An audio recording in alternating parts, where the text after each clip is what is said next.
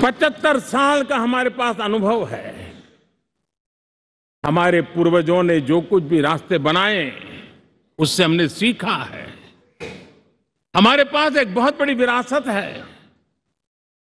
इस विरासत के साथ अगर हमारे सपने, हमारे संकल्प जुड़ जाए, हमारा सोचने का दायरा बदल जाए, हमारा कैनवास बड़ा हो जाए, तो हम भी उस भव्य भारत के चित्र को अंकित कर सकते हैं, उस तस्वीर का खाका खींच सकते हैं, उसमें रंग भरने का काम हम भी कर सकते हैं और आने वाली पीढ़ी को वो भव्य दिव्य मां भारती के हम उनको सुपुर्द कर सकते हैं। दोस्तों,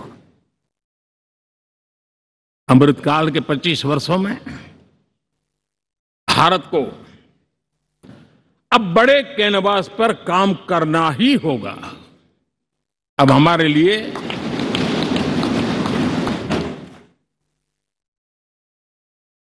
छोटी छोटी चीजों में उलझना वो वक्त चला गया है।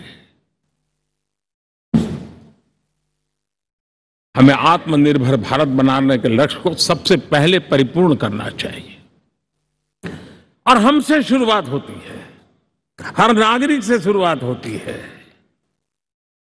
और आज दुनिया में भी एक समय ऐसा था कि लोग मुझे कहते थे, हमारे बड़े बड़े बुद्धिजीवी और अर्थशास्त्री लिखते थे कि मोदी आत्मनिर्भर की बात करता है तो मल्टीलेटरलिज्म के सामने चुनौती तो बन नहीं जाएगा, ग्लोबल इकोनॉमी के जमाने में ठीक तो नहीं होगा।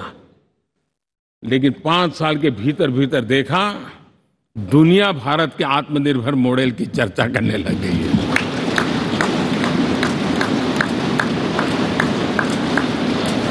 और कौन हिंदुस्तानी नहीं चाहेगा कि डिफेंस सेक्टर में आत्मनिर्भर हो, एनर्जी सेक्टर में हम आत्मनिर्भर हो, एडिबल ऑयल,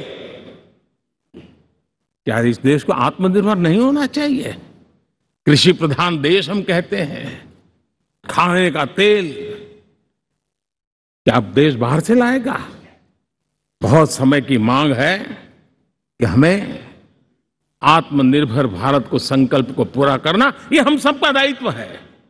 उसमें दल आड़े नहीं आते हैं, सिर्फ दिल चाहिए, देश के लिए चाहिए।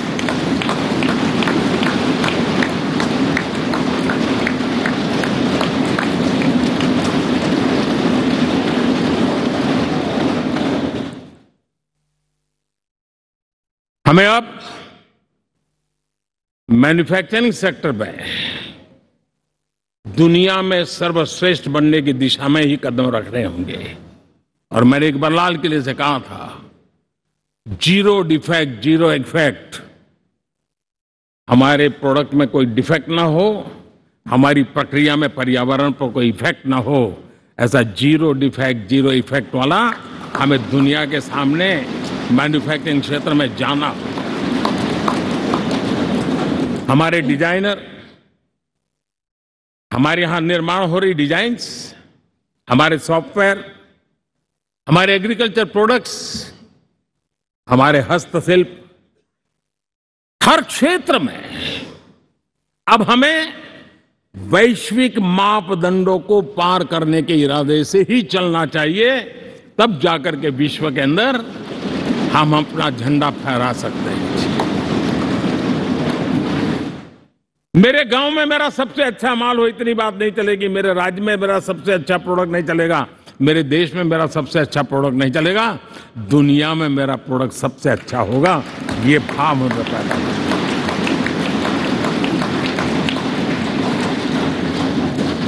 हमारी यूनिवर्सिटीज दुनिया के अंदर टॉप रैंकिंग में आए, अब इसमें हमें पीछे नहीं रहना है। हमारे शिक्षा जगत को नई नेशनल एजुकेशन पॉलिसी मिली है, एक खुलापन है, सर्व स्वीकृत बनी है, उसके सहारे अब हमें चल पड़ना है। और दुनिया के टॉप मोस्ट यूनिवर्सिटीज में अभी जब G20 में विश्व के मेहमान आए तो मैंने नालंदा की एक तस्वीर रखी थी वहां, और जब मैं दुनिया को कहता था 1500 साल पहले मेरे देश में दुनिया की उत्तम से उत्तम यूनिवर्सिटी हुआ करती थी, तो उन सुनते ही रह जाते थे। लेकिन हमें उसे प्रेरणा लेनी है, पर प्राप्त तो अभी करके रहना है, ये हमारा संकल्प होना चाहिए। आज हमारे देश का नौजवान खेल जगत के अंदर दुनिया में हमारी पहचान बना रहा है। टियर 2, टियर 3 सिटी से, गांव, गरीब परिवारों से, गांव से देश के नौजवान, देश की बेटे बेटियां आज खेलकूद के जगत जीवन में हमारा नाम रोशन कर रही है। लेकिन देश चाहता है और देश का संकल्प होना चाहिए कि अब खेलकूद के हर पोडियम पे हमारा तिरंगा भी लहराता होगा।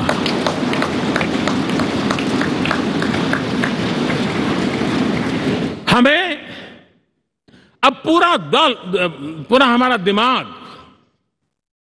क्वालिटी पर फोकस करना ही होगा, ताकि हम विश्व की आशा अपेक्षाओं के अनुकूल और भारत के सामान्य मानव के जीवन में भी क्वालिटी ऑफ लाइफ के प्रति जो एस्पिरेशन बढ़ा है, उसको हम एड्रेस कर पाए।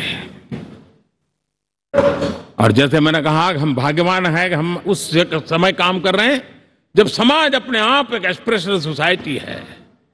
हमारा और भी एक भाग्य है कि हम उस समय हैं जब हिंदुस्तान युवा देश है। हम दुनिया में सबसे ज्यादा जन आबादी वाला तो देश बने ही हैं, लेकिन सबसे बड़ी आबादी, उसमें भी सबसे युवा, ये पहली बार हुआ है।